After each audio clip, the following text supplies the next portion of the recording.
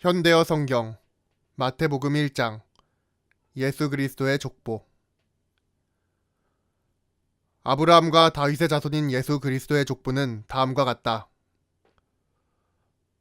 아브라함은 이삭을 낳고 이삭은 야곱을 낳고 야곱은 유다와 그의 형제들을 낳았다. 유다는 다마르에서 베레스와 세라를 낳고 베레스는 헤스론을 낳고 헤스론은 람을 낳았다. 람은 아미나답을 낳고 아미나답은 나손을 낳고 나손은 살몬을 낳았다. 살몬은 라합에게서 보아스를 낳고 보아스는 루색에서 오벳을 낳고 오벳은 이새를 낳고 이새는 다윗 왕을 낳았다. 다윗은 우리아의 아내에게서 솔로몬을 낳았다. 솔로몬은 르호보암을 낳고 르호보암은 아비야를 낳고 아비야는 아사를 낳았다. 아사는 여호사밧을 낳고 여호사밧은 요람을 낳고 요람은 우시야를 낳았다. 우시야는 요담을 낳고 요담은 아하스를 낳고 아하스는 히스기야를 낳았다. 히스기야는 므낫세를 낳고 므낫세는 아몬을 낳고 아몬은 요시야를 낳았다. 요시야는 바벨론으로 끌려갈 무렵에 여고냐와 그의 형제를 낳았다. 바벨론으로 끌려간 후에 여고냐는 스알디엘을 낳고 스알디엘은 스룹바벨을 낳았다. 스룹바벨은 아비웃을 낳고 아비웃은 엘리야김을 낳고 엘리야김은 아소르를 낳았다. 아소르는 사독을 낳고 사독은 아킴을 낳고 아킴은 엘리웃을 낳았다. 엘리웃은 엘르아살을 낳고 엘르아살은 mat단을 낳고 mat단은 야곱을 낳았다. 야곱은 요셉을 낳고 이 요셉의 아내인 마리아가 메시아이신 예수 그리스도를 낳았다. 이렇게 해서 아브라함부터 다윗에 이르기까지가 14대이고 다윗부터 바벨론으로 끌려갈 때까지가 14대이며 바벨론으로 끌려간 때부터 그리스도에 이르기까지가 14대이다. 예수 그리스도의 탄생. 예수 그리스도는 이렇게 태어나셨다. 예수의 어머니 마리아가 요셉과 약혼하였는데 같이 살기 전에 성령께서 아기를 갖게 하셨다. 마리아의 약혼자 요셉은 의로운 사람이라 파혼을 하기로 결심하였다. 하지만 마리아의 일을 세상에 드러내고 싶지는 않았으므로 조용히 해결하려고 하였다. 요셉이 이런 생각을 하고 있을 무렵 하나님의 천사가 꿈에 나타나서 말하였다. 다윗의 자손 요셉아, 두려워하지 말고 마리아를 내 아내로 맞아들여라. 그 여자 몸에 잉태된 아기는 성령으로 말미암은 것이다. 그러니 마리아가 아들을 낳거든 아기의 이름을 예수라 불러라. 예수는 자기 백성을 죄에서 건져내실 뿐이다. 이 모든 일이 일어난 것은 하나님이 예언자를 통하여 보라, 처녀가 잉태하여 아들을 낳고 그 이름을 임마누엘이라고 부를 것이다 하신 말씀을 이루려 한 것이다. 임마누엘은 하나님이 우리와 함께 계시다 라는 뜻이다. 요셉은 잠이 깬 뒤 하나님의 천사가 명령한 대로 마리아를 아내로 맞아들였으나 마리아가 아들을 낳을 때까지는 잠자리를 같이 하지 않았다. 아들을 낳자 요셉은 아기의 이름을 예수라 지었다. 2장 아기를 경배하러 온 동방박사. 예수께서 유대 베들레헴에서 태어나셨을 때는 헤롯의 통치시기였다. 그때 동방에서 박사들이 예루살렘에 찾아와서 물었다. 유대인의 왕으로 탄생하신 분이 어디 계십니까? 우리는 먼 동방에서 그분의 별을 보고 그분에게 경배드리러 왔습니다. 헤롯 왕은 이 말을 듣고 매우 불안해했으며 온 예루살렘 사람들도 이 소문을 듣고 술렁거렸다. 헤롯 왕은 제사장들과 율법학자들을 다 불러 모아놓고 물었다. 예언자들은 메시아가 어디서 탄생한다고 하였는가? 그들이 대답하였다. 유대 베들레헴입니다. 예언자 미가가 이렇게 기록해 놓았습니다. 그러나 너 베들레헴 에브라다야. 너는 비록 유다족 속의 작은 마을이지만 이스라엘의 통치자가 될 나의 사람이 내게서 나올 것이다. 헤롯은 은밀히 박사들을 불러서 별이 언제 나타났었는가를 물은 뒤에 이렇게 말하였다. 베들레헴으로 가서 아기를 찾아보시오. 그리고 아기를 찾아내거든 내게 알려주시오. 나도 가서 경배하겠소. 박사들은 왕을 만난 뒤에 곧 길을 떠났다. 그런데 그 별이 다시 나타나 그들보다 앞서가다가 베들레헴에 와서 아기 있는 곳에 멈추었다. 그들은 그 별을 보자 말할 수 없이 기뻐하였다. 그들은 아기와 어머니 마리아가 있는 집으로 들어가서 엎드려 아기에게 경배드리고 보물상자를 열어 황금과 유향과 몰약을 예물로 드렸다. 그리고 예루살렘에 들러 헤롯에게 보고하지 않고 그대로 자기 나라로 돌아갔다.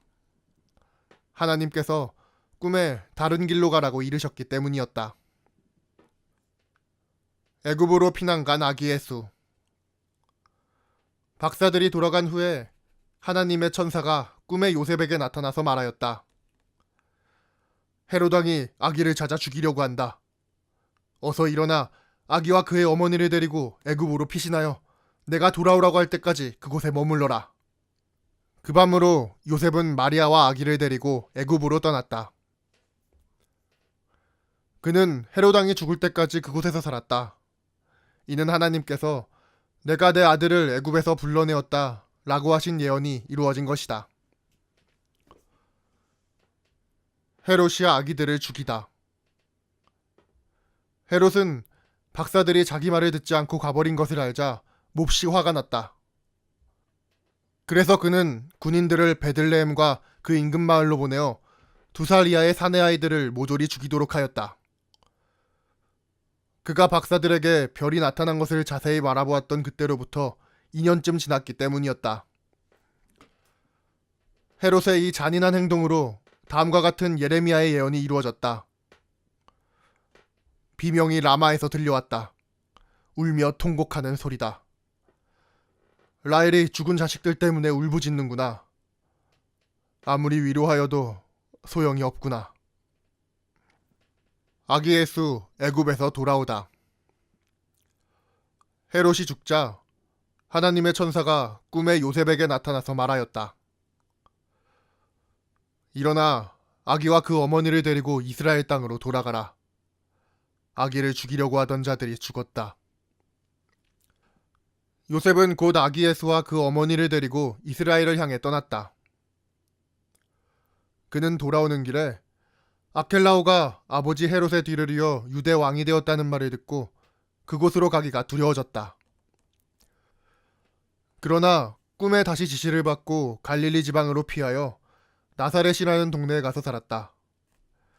이렇게 해서 그는 나사렛 사람이라는 소리를 들을 것이다 라는 예언자들의 예언이 이루어진 것이다.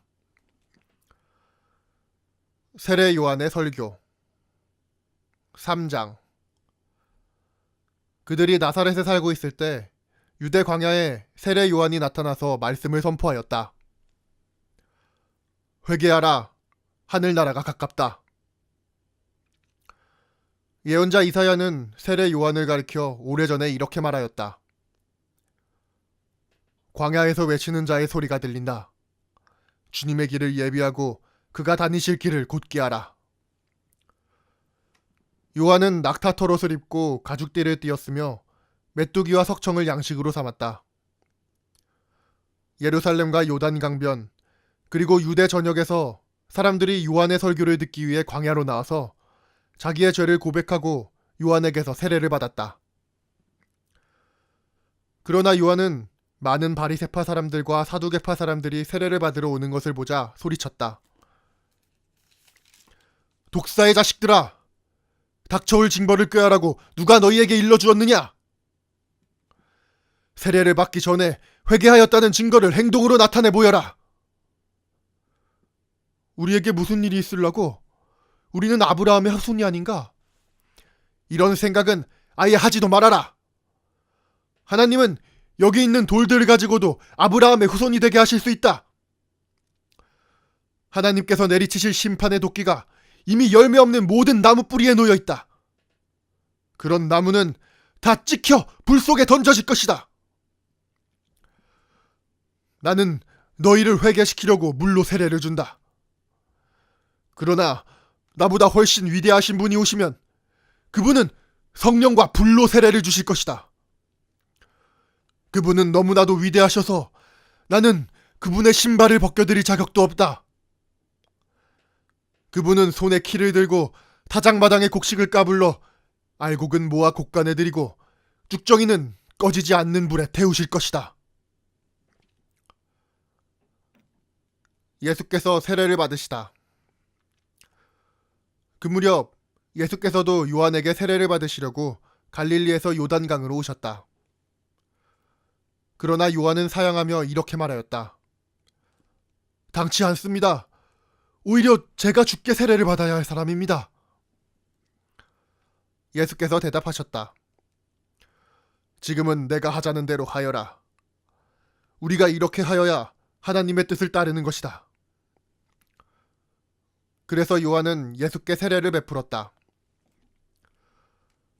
예수께서 세례를 받으시고 물에서 올라오시는 순간 하늘이 열리고 하나님의 영이 비둘기같이 자기 위에 내려오는 것을 보셨다. 그때 하늘에서 음성이 들려왔다. 이 사람은 사랑하는 나의 아들이요 내 마음에 드는 아들이다.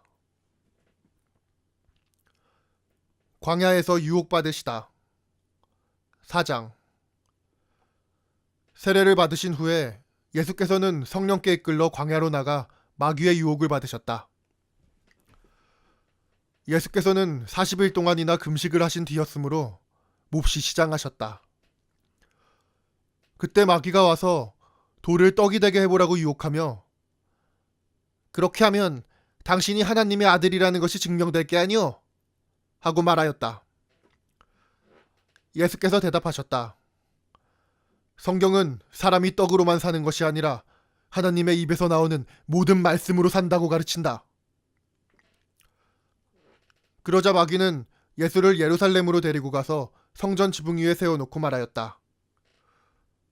뛰어내리시오. 그래서 당신이 하나님의 아들이라는 것을 증명해 보이시오. 주께서 내가 어디를 가든지 주님의 천사를 보내 보호하게 하시니 그들이 두 손으로 너를 꽉 붙잡으리라. 혹시나 돌부리라도 채이지 않을까 노심초사하리라 하는 말씀이 성경에 기록되어 있지 않소? 예수께서 대답하셨다. 주 너의 하나님을 시험하지 말라는 말씀도 성경에 있다. 마귀는 다시 예수를 이끌고 아주 높은 산으로 올라가 세상의 모든 나라와 그 화려한 모습을 보여주며 만일 내게 무릎을 꿇고 경배한다면 이 모든 것을 당신에게 주겠소 하고 말하였다. 그때 예수께서 사탄아 물러가라. 성경에 너희 하나님 여호와를 두려워하고 그분만을 섬기라고 이르지 않았느냐? 하고 말씀하셨다. 그러자 마귀는 떠나가고 천사들이 와서 예수께 시중을 들었다. 갈릴리 전도의 시작. 요한이 잡혔다는 말을 들은 예수께서는 유대를 떠나 갈릴리에 있는 나사렛 집으로 되돌아가셨다. 그러나 곧 그곳을 떠나 스볼론과 납달리 지방 갈릴리 호숫가에 있는 동네 가버나움으로 가서 사셨다. 이것은 이사야의 예언이 이루어진 것이다. 스불론 지역과 납달리 지역, 곧 지중해 연안의 도로 지역과 요단강 동부의 지역과 이방인들이 사는 갈릴리 지역이 영광에 가득 찰 것이다. 어둠 속에서 헤매는 백성이 큰 빛을 볼 것이다. 그 빛이 죽음의 그림자에 덮여서 캄캄한 땅에 사는 모든 사람에게 나타날 것이다. 이때부터 예수께서는 가르치기 시작하셨는데 회개하라, 하늘나라가 가까이 왔다 하고 선포하셨다. 어부들을 부르시다. 하루는 예수께서 갈릴리 바닷가를 지나시다가 배에서 그물을 던지고 있는 두 형제를 보셨다. 베드로라고도 불리는 시몬과 안드레로 그들은 어부였다. 예수께서는 그들을 불러 나를 따라오너라. 내가 너희를 사람 낚는 어부로 만들어주겠다. 하고 말씀하셨다. 그러자 그들은 곧바로 그물을 버려두고 예수를 따라 나섰다. 바닷가를 따라 조금 더 가시다가 다른 두 형제 야고보와 요한을 만나셨다. 그들은 아버지 세베대와 그물을 깁고 있는 중이었다. 그러나 예수께서 오라고 부르시자 그들은 일하던 것을 그만두고 아버지를 남겨놓은 채 예수를 따라 나섰다. 군중을 가르치시다. 예수께서는 온 갈릴리를 두루 다니시며 회당에서 가르치시고 하늘나라의 복음을 선포하셨다. 그리고 온갖 병자와 앓는 사람을 고쳐주셨다. 예수께서 이적을 행하신다는 소문이 사방으로 퍼져나가자 먼 수리아 지방에 있는 병자들까지 병을 고치려고 몰려왔다. 예수께서는 온갖 병에 걸려 신음하는 환자들, 귀신 들린 사람들, 간질병자나 중풍병자들까지 다 고쳐주셨다. 갈릴리와 데가볼리와 예루살렘과 유대와 요단강 건너편에서 온 엄청난 군중이 예수를 따랐다. 산상설교 5장. 어느 날 예수께서 많은 사람이 모여든 것을 보시고 제자들을 데리고 산 위에 올라가 앉으셨다. 그리고 그들을 가르치기 시작하셨다. 참된 행복. 마음이 가난한 자는 복이 있다. 하늘나라가 그들의 것이다. 슬퍼하는 사람은 복이 있다. 그들이 위로를 받을 것이다. 온유한 사람은 복이 있다. 그들이 땅을 차지할 것이다. 올바르게 살려고 애쓰는 사람은 복이 있다. 그들이 만족할 것이다. 친절과 자비를 베푸는 사람은 복이 있다. 하나님이 그들에게 자비를 베푸실 것이다. 마음이 깨끗한 사람은 복이 있다.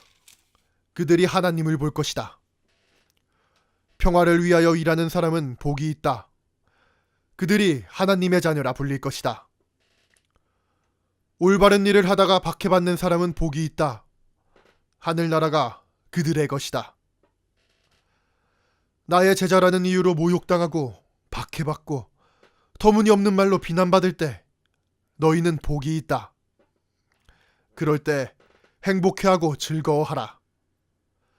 너희가 받을 큰 상이 하늘에 마련되어 있다. 옛 예언자들도 이같이 박해를 받았다는 것을 생각해라. 소금과 빛. 너희는 세상의 소금이다. 그런데 만일 너희가 그 맛을 잃어버린다면 어떤 일이 생기겠느냐? 너희는 아무데도 쓸모없게 되어 밖에 버려져 사람들에게 짓밟히게 될 뿐이다. 너희는 세상의 빛이다. 즉 모든 사람이 볼 수 있도록 밤에 불을 밝혀둔 언덕 위의 마을과 같다. 등잔에 불을 밝히고 돛박으로 그 등잔을 덮어두는 사람은 아무도 없다. 방안을 환하게 밝히려면 누구나 그 등잔을 등잔대 위에 얹어놓지 않느냐? 너희 빛을 가리지 말고 모든 사람들에게 환하게 비추어라. 모든 사람을 선하게 대하라. 그래서 그들이 너희의 착한 행실을 보고 하늘에 계신 너희 아버지를 찬양하게 하라. 율법의 완성. 내가 모세의 율법과 예언자들이 쓴 책을 없애려 온 줄로 생각하지 말라. 없애러 온 것이 아니라 완성하러 왔다. 내가 진정으로 너희에게 말한다. 천지가 없어지더라도 율법은 1.1획도 없어지지 않고 다 이루어질 것이다. 그러므로 만일 누구든지 별로 중요하지 않은 계명이라 하여 이를 어기거나 어기도록 남을 가르치는 사람이 있다면 그는 하늘나라에서 가장 보잘것없는 사람이 될 것이다. 그러나 하나님의 율법을 가르치고 그 율법에 순종하는 사람은 하늘나라에서 큰 사람이 될 것이다. 내가 너희에게 분명히 말한다. 너희가 바리새파 사람들이나 율법학자들보다 더 의롭게 살지 못한다면 결코 하늘나라에 들어가지 못할 것이다. 화내지 말라. 모세의 율법에는 만일 내가 사람을 죽이면 너도 반드시 죽어야 한다 라고 하였다. 그러나 나는 그것에 덧붙여 말한다. 까닭없이 형제에게 화내는 자는 심판받을 것이며 어리석다고 욕하는 자는 법정에 끌려갈 것이며 형제를 저주하는 자는 지옥불 속에 떨어질 것이다. 만일 내가 성전 제단 앞에 서서 하나님께 제물을 드리려고 할 때 내게 원한을 품은 형제가 생각나거든 제물을 제단 앞에 그대로 두고 가서 그에게 사과하고 화해하라. 그리고 와서 제물을 하나님께 드려라. 너를 고소하려는 사람과 법정에 갈 때는 그래서 얼른 그와 타협하라. 그렇지 않으면 고소하는 사람이 너를 재판관에게 넘겨 너는 감옥에 갇히게 될 것이다. 내가 진정으로 말한다. 그렇게 되면 너는 마지막 한 푼까지 다 갚기 전에는 결코 풀려나오지 못할 것이다. 간음하지 말라. 모세의 율법에 간음하지 말라고 하였다. 그러나 나는 이렇게 말한다. 음욕의 눈으로 여자를 바라보는 사람은 누구든지 이미 마음속에서 그 여자와 간음한 것이다. 그러므로 만일 내 오른눈이 음욕을 일으키게 하거든 빼어버려라.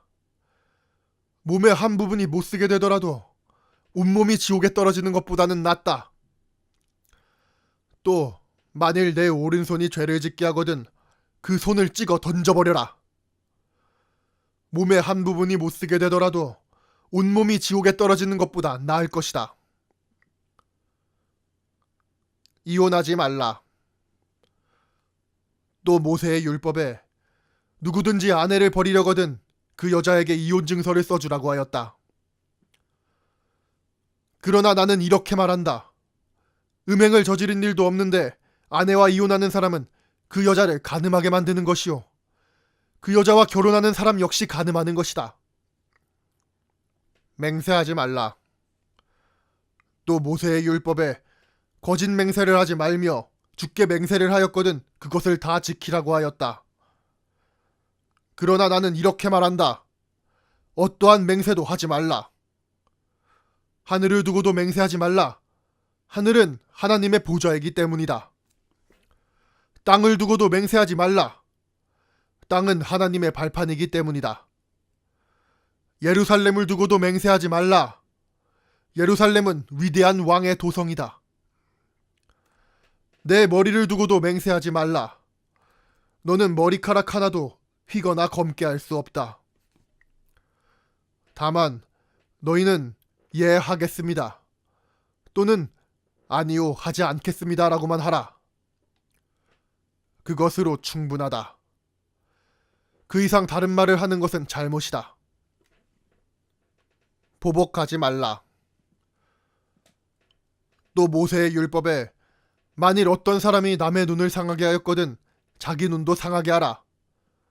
만일 남의 이를 부러뜨렸거든 자기 이도 부러뜨리라고 하였다. 그러나 나는 이렇게 말한다.